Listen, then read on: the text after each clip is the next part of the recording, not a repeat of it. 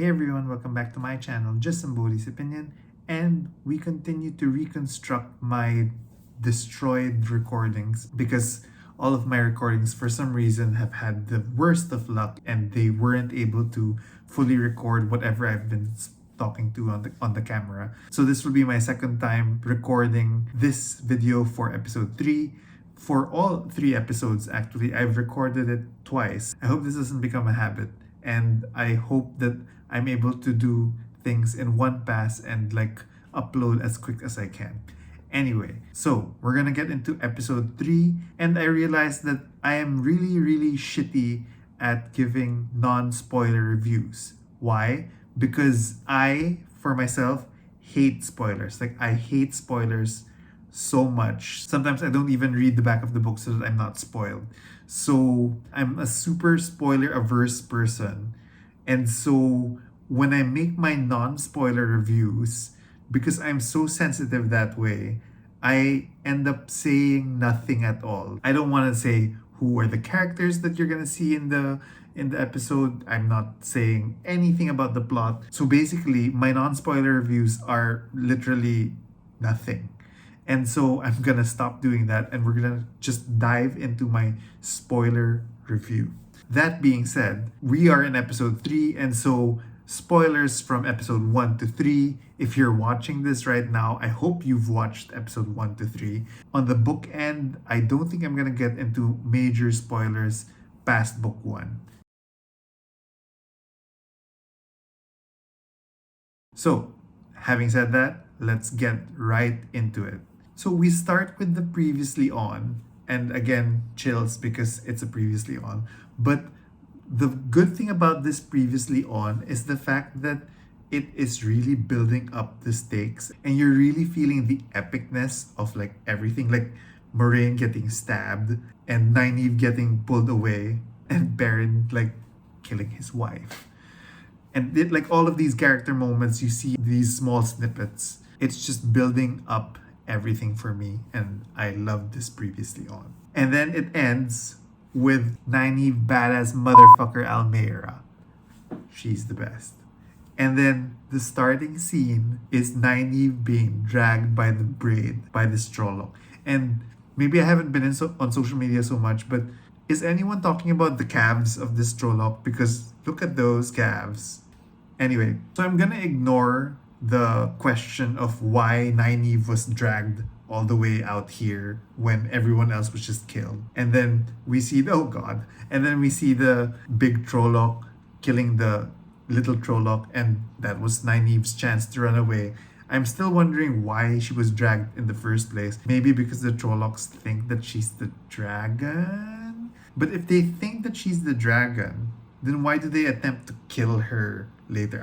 I don't think the Trollocs have any GPS whatsoever on who the dragon is or are. I mean, this goes back to my problem with the Emmonsfield attack in the first place. So I know that people think that it ups the stakes because they literally raise Emmonsfield to the ground. But in the books, the Trollocs were very targeted. They already knew who the Tavarin were, so they targeted 3 specific houses. Here, it's a wholesale slaughter, and I don't have any sense of Trollocs looking for a dragon. I guess that's my hang up with this whole thing. But anyway, let's concentrate on Nynaeve Badass-Motherf Almeida first. And so we get the famous cave scene now.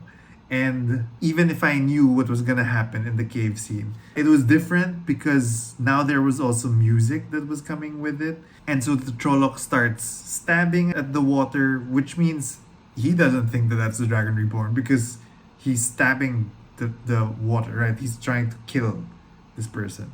And Nynaeve rises from the water like a motherfucking predator. Oh my god, I'm sorry, I'm cursing so much, but she's gonna look at that. Oh my god. You badass motherfucker. That's okay. I'll stop cursing. And then we see a dragon's fang, and she rises from the freaking water. And then braid flip. Oh, so good.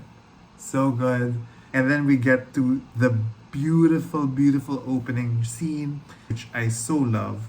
And we still see that this entire tapestry is weaving these women. I mean, first I was speculating maybe it would be a different weave every episode, but it's still the weaves of the Aes Sedai. But anyway, absolutely beautiful. And so our first scene is Lan and Nynaeve. And look at Lan's face. Daniel Henney is so beautiful. So Lan is trying to explain to Nynaeve what's happening, right? And then Lan mentions, okay, I'm the one who abandoned your friends, you know. And you can see that Lan is just concerned for Moraine. I so love Zoe Robin's smirk here. It's like, you think I'm gonna help her? Bitch. Oh god. I need an entire episode of Nynaeve and Lan just bickering. And here you see just how great an act Zoe Robbins is. Because at one moment she was smirking and angry, and then suddenly you see that vulnerability in her. Beautiful. So we see Lan taunting Nynaeve and condescendingly telling Nynaeve, we both know that you won't. And then Nynaeve goes at him. I think he was impressed. Oh, and the bite. Oh my god, the bite. And he knocks her out. So I'm glad that happened. Not because I condone violence against women, but because Lan is a freaking warder. And if a wisdom from some 2-bit rural village is able to best him, then Lan, you're not a good warder at all. But so he takes charge, knocks her out. So we cut to Matt and Rand very far away from Shadow Logot already. Rand is just shouting. So you see that Matt is still calming him down. So he's got the dagger now. So we know that he's going to be asshole Matt soon. And we will see that through the episode. But at this point, we can see that he's still trying to calm Rand down. And talking some sense to the man, right? Who knows who's in here in these hills? And like, where are the Trollocs? Where did the Trollocs go? And here comes one of my favorite memes that have come out of the series so far. And what do you want us to do? Just walk up to the White Tower. How are we going to get there? They say all roads lead there. That's not how roads work. I don't know, this cracks me up. That's not how roads work, Rand.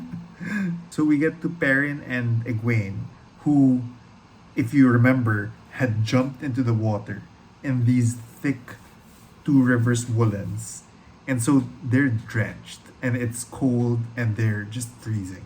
And then so they're trying to make the fire, and then we don't know whether it was Egwene or Perrin who was able to make the fire. And then we get a good character moment which provides light to the character of Rand. Egwene asks, how do you know that Rand's gonna go to the White Tower? And then Perrin goes, because I know Rand and he'll go where he thinks you're going. Hearts, hearts, hearts. I can just stare at this. Let me just stare at it. I love how perplexed Lan seems to be with Nynaeve. And then we see some beautiful shots of Nynaeve picking her herbs, the things that she needs. And then Lan is stalking her. I can watch this drama all day long. I can just keep watching it. I'm in love. I'm so in love. Look at that. Look at these. I think I'm just gonna be staring for for most of this episode at them. All the way from the Two Rivers to Sturlagoth. How? Lan is very disturbed. Said you could ask, not let it answer. I love Zoe Roberts and Daniel Henney so much. And so we get this dream sequence of Perrin. I'm still sad about this whole sequence. Balsamon? No. Balsamon? Fuck. Okay. I'm still so iffy with this CGI of Balsamon, but I dig it. And I like this like pseudo-modern jacket he's wearing, actually. The end of the sequence has a wolf eating Lila. So I know you conspiracy theorists out there, hi Narishma, are saying that this is why Layla is a dark friend. I am not convinced yet of this theory. I know it would like make sense, but nope, I don't want to think about it.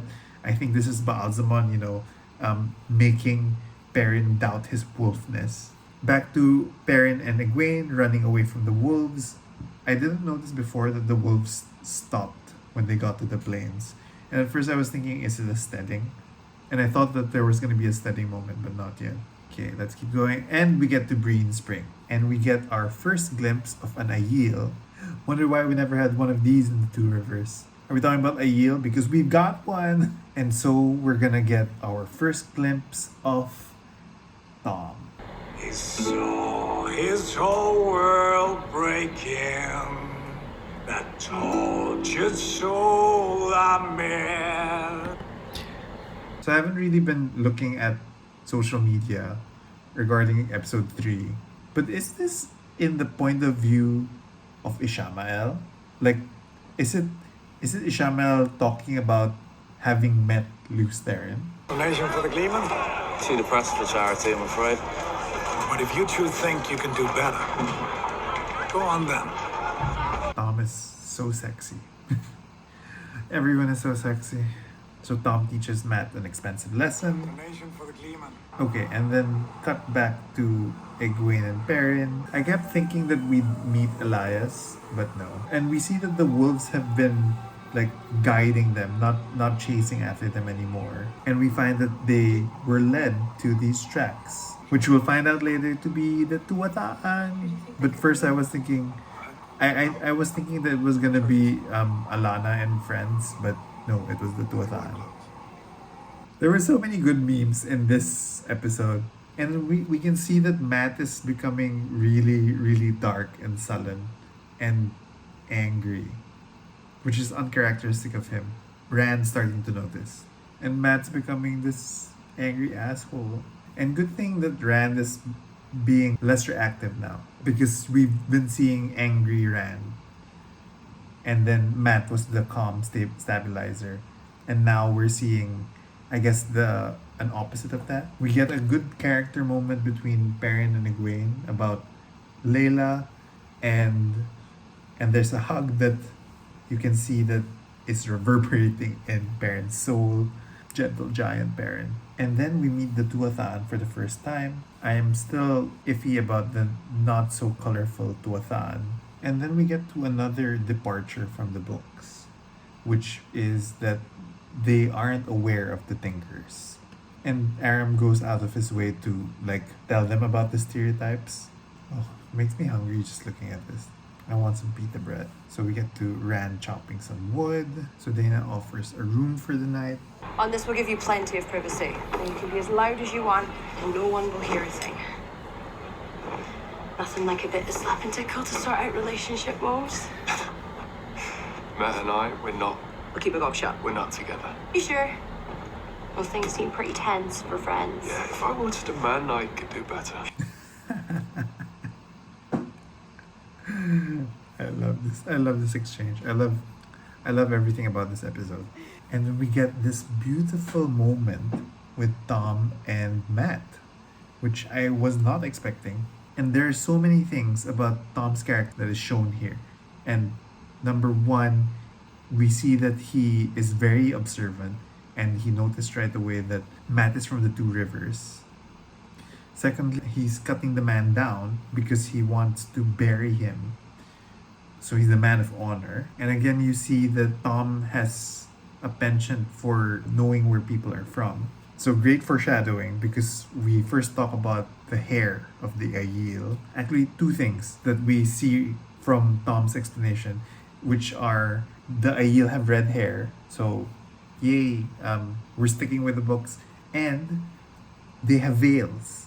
So whoever's been, freaking out about no veils, this is canon in the TV series, that they veil when they're gonna kill you.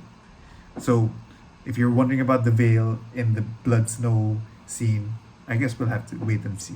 I am wanting this Tom Matt relationship. I want Tom to be the the daddy. I want Tom to be the father figure that TV Matt does not have in his life, and I hope that forms up. So we see Rand flirting with Dana. I mean, look at those looks. I know that Yosha Stradovsky is really pretty, but I mean, this is flirting. And then we get to the creepy twist, which I did not see coming because I had thought that Dana was Dana. But no, it's not. To do with you is just not. Was it the hair? What? No, I shouldn't have braided it. Creepy. Makes me look too much like her, doesn't it? Like who? Egwene. What are you doing? Waiting. For what? Matt. I need him too. Creepy. And then we get our first, I guess, moment of Rand channeling because he's trying to beat down the door and she says that, you know, it's reinforced, but he keeps beating it down and then, ooh, something's happening. Creepy. And then he runs. And then we find out that the trailers where they're running are from them running from Dana and not from Trollocs or White Cloaks. I remember when people were thinking that was a White Cloak at the back. Nope, it was Dana. And then we get to a bit of world building over here. Who are you? Doesn't matter who I am. What matters is who I'm gonna be. The last time someone brought the dragon to the Dark One, we still remember his name 3,000 years on. Ishamael. You let the Dark One kill us. He doesn't want to kill you. That's what the Aes Sedai want. He wants you to save us. Can't you see? So a bit of metaphysical background, right? Because she's talking Ishamael's philosophy, basically, which is The wheel keeps turning and people keep hurting. Flood, drought, war, sisters murdering their brothers, children killing their parents. But the dragon has a chance to change all that. Break the wheel. Make it stop. So this is Ishamael's philosophy, right? Which is we need to break the wheel, make the suffering stop. And you can see the heartbreak of Dana. Like she's really thinking, if we bring the dragon to the Dark One, then we can stop all this pain and madness. And I love that nuance in the Dark Friends because this Dark Friend, Dana, is not there for power. She wants the suffering to end, the suffering to stop. And again, a nuanced villain is so much better than, you know, plain evil villain. And you can't outrun a fate.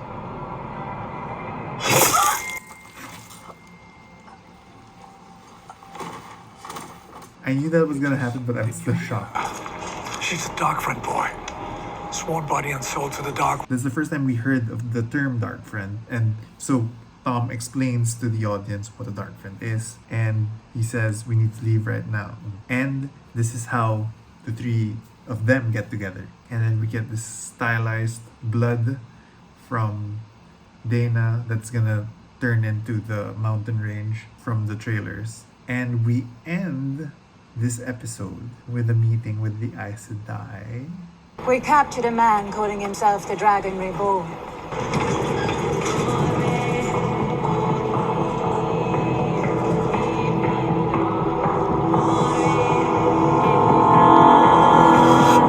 And we end the episode. So, by far, the best episode out there.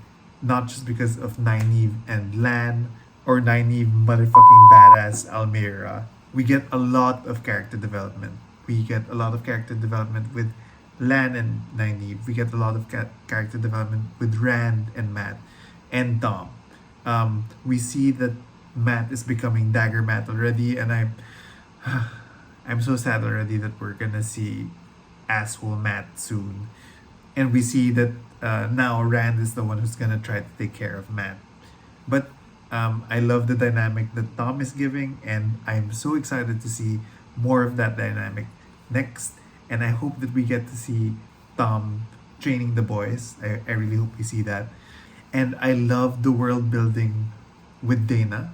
I loved how dark friends are introduced to the audience for the first time, because suddenly, oh, it's not just Trollocs that you should be afraid of. There are people who are serving the Dark One. And I love it because it was a twist, and I love it that we're not gonna know who the Dark Friends are, who the Black Aja are, and I would love to see all that speculation.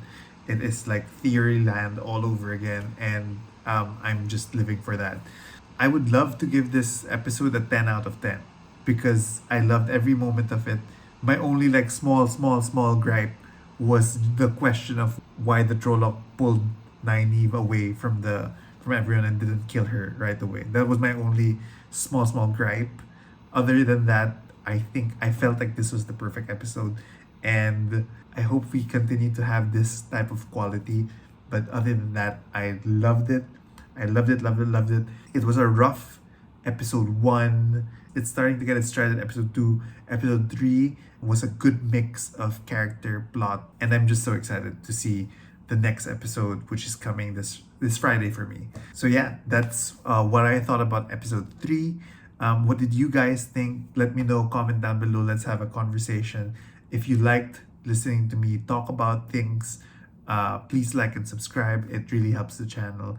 And if you, for some reason, were offended in any way, just remember, it's just somebody's opinion. Somebody's opinion.